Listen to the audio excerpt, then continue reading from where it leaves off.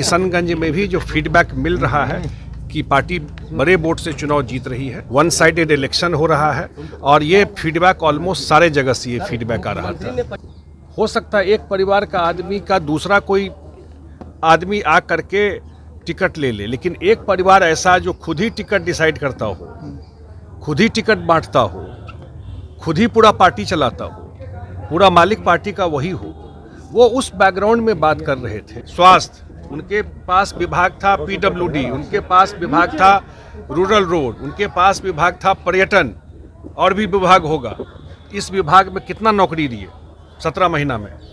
रायबरेली अमेठी जैसा प्रेस्टिजियस कांग्रेस का सीट आज तक पता नहीं लोगों को कौन कैंडिडेट है।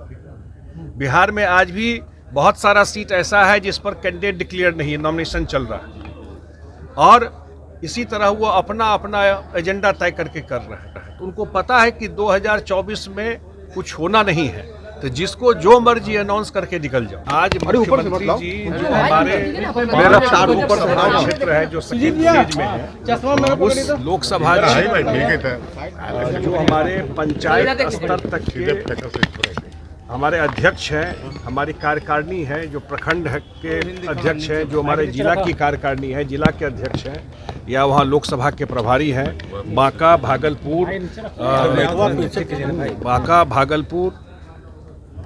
उसके अलावा आपको किशनगंज, उसके बाद पूर्णिया, कटिहार, इस पांचों लोकसभा के लोगों से उन्होंने इंटरेक्शन किया है। कुछ लोगों ने अपना वहाँ से बात भी रखे, और फिर यहाँ से मुख्यमंत्री जी ने अपनी बात रखी और उन्होंने कहा है कि जिस 4 सीट तो हम लोग जीते थे, और किशनगंज में भी जो फीडबैक मिल रहा है कि पार्टी बड़े वोट से चुनाव जीत रही है, और ख़ास करके उन्होंने जो कहा कि जो उन्होंने काम किया है उस वो लेकर के, जो केंद्र सरकार का काम है वो लेकर के, और जो आने वाले 5 साल में और कोई कमी है, उन्होंने प्रदेश अध्यक्ष जी को भी कहा है कि परसों से वहाँ जा करके कुछ लोगों का कुछ और फीडबैक था तो वो लेने के लिए, तो जा करके उन्होंने ये किया है। तो एक तरह का इंटरेक्शन जो हमारे जो पंचायत स्तर तक के कार्यकर्ता है उनके साथ मुख्यमंत्री जी ने जमीनी स्तर पे भी कुछ जानकारी मिली क्या, क्योंकि पंचायत अध्यक्ष होते हैं उनके ऊपर काफी महत्वपूर्ण जिम्मेदारी भी होती है और जानकारी भी होती है। बिल्कुल, कुछ वहाँ से जानकारी कुछ मिली है। कुछ जगह उन्होंने कहा कि शुरुआत में थोड़ा सा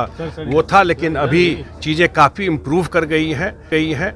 वन साइडेड इलेक्शन हो रहा है और ये फीडबैक ऑलमोस्ट सारे जगह से ये फीडबैक आ रहा था। ने परिवारवाद का जिक्र किया तो तेजस्वी यादव ने जो है पलटवार किया है और कई एनडीए नेताओं का जिक्र करते हुए, फोटो डालते हुए कहा यही परिवारवाद है एनडीए के अंदर। देखिए, परिवारवाद मुख्यमंत्री जी के लिए हमेशा एक मुद्दा रहा है और मुख्यमंत्री जी लगातार बोलते रहे। आज भी उन्होंने जो अपने संवाद में ये कहा है कि उन्होंने कभी अपने परिवार को आगे राजनीति में नहीं बढ़ाया। शायद कोई नाम भी नहीं जानता होगा कि उनके परिवार में जो राजनीति में आसपास भी उनके नहीं रहा। ये बात उन्होंने आज भी कही है, और जो बात वो कर रहे हैं उसमें तो दिखाई पड़ रहा है ना भाई, परिवारवाद का क्या मतलब है।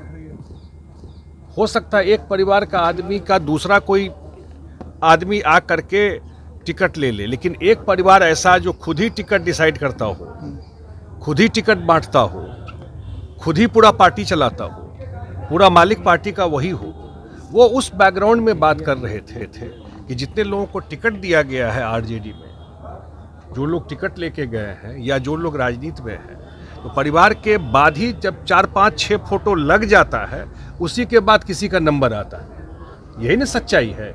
शुरू में आप 4 फोटो नहीं लगाए तो आपको जगह नहीं मिलेगा वहाँ।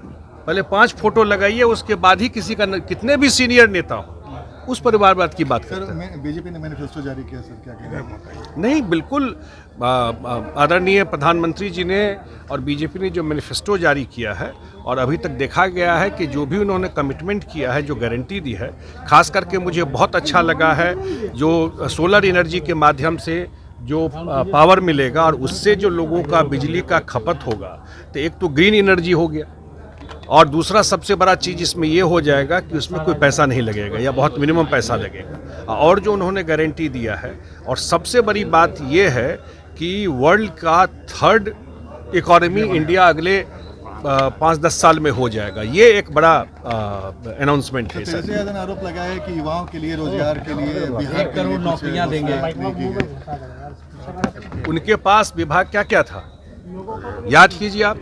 उनके पास विभाग था स्वास्थ्य, उनके पास विभाग था पीडब्ल्यूडी, उनके पास विभाग था रूरल रोड, उनके पास विभाग था पर्यटन, और भी विभाग होगा। इस विभाग में कितना नौकरी दिए 17 महीना में? पूछिए जा करके। 17 महीना मौका था, जितना विभाग, वो आधा विभाग तो खुद रखे हुए थे, उन सब विभागों में कितनी नौकरी दी, कितना लोगों को रखा।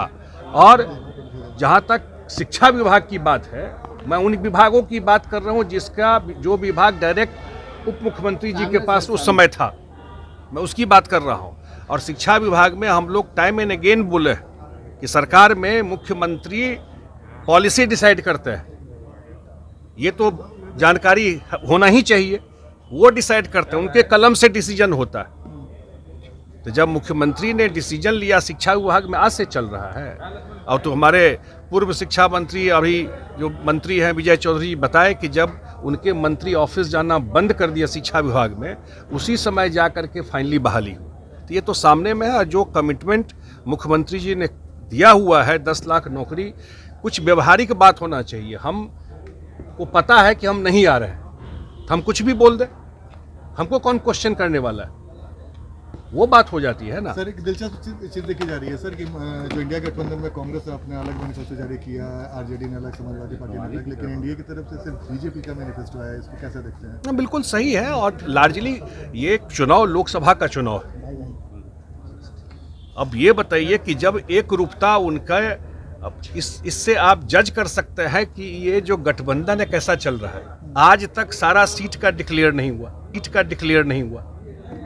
रायबरेली, अमेठी जैसा प्रेस्टिजियस कांग्रेस का सीट आज तक पता नहीं लोगों को कौन कैंडिडेट है। बिहार में आज भी बहुत सारा सीट ऐसा है जिस पर कैंडिडेट डिक्लेयर नहीं है, नॉमिनेशन चल रहा है।